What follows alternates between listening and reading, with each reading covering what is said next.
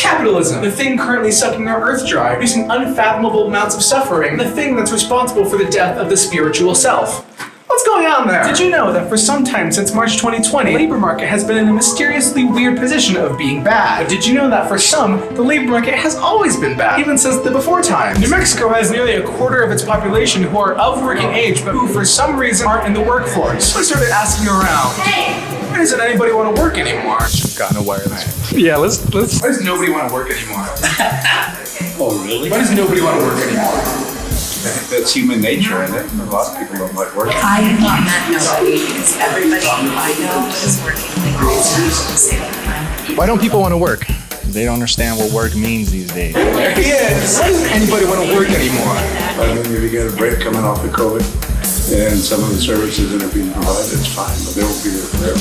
Unsatisfied. Excuse me, Mr. President. Why does nobody want to work anymore?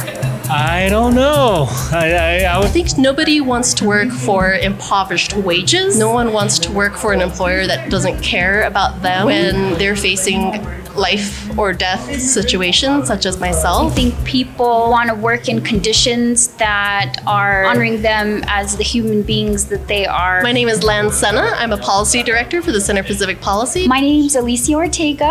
I am from the pueblos of Pewaukee and Santa Clara, and I have a consulting company called Evergreen Ingenuity. I also work as a development strategist for an organization called Native Guitar Steward. But more importantly, I've been a professional patient for the last 13 years, battling stage 4 Hodgkin's lymphoma, a type of blood cancer. Mexico is one of the highest rates of poverty in the nation. It is hard to believe that people would rather be in poverty and without a job than with some sort of protection. I remind folks that we are not poor. New Mexico is not poor. We're facing record revenues. We're disinvested. Tampovi is here in an advocacy role for her fellow NICU baby. I myself am a NICU baby, and I think it's just we both have been through a lot upon coming into this earth without our families and economic security and job security not being in place. I think one of the narratives has been that, well, you know, we treat our employees like family. Well, New Mexico family values is one where we don't want our family members to question whether or not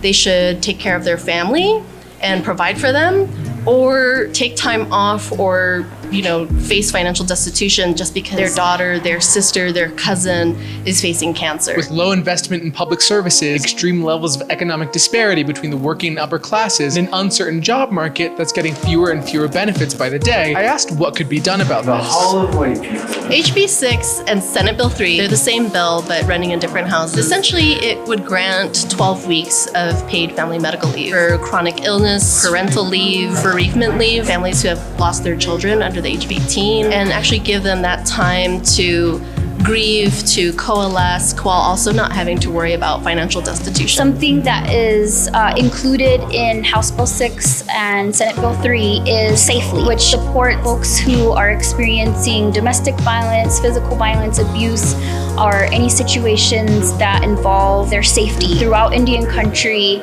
missing murdered Indigenous women and relatives is a huge epidemic, and New Mexico is one of the states in the lead. It feels like Indigenous people are disproportionately impacted by poverty for a number of disparate reasons that tend to unite into this increased poverty, increased houselessness, increased need for healthcare. It seems like this bill, even though it's a universal bill, it helps everybody. It seems like it would have a more positive impact on Indigenous people in general. Would you agree with that?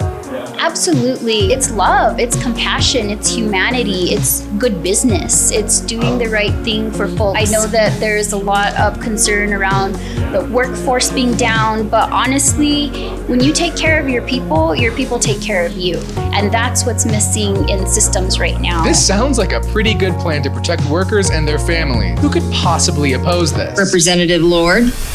No. Opponents of this bill have made the argument that it will hurt businesses. It's just another headache for employers.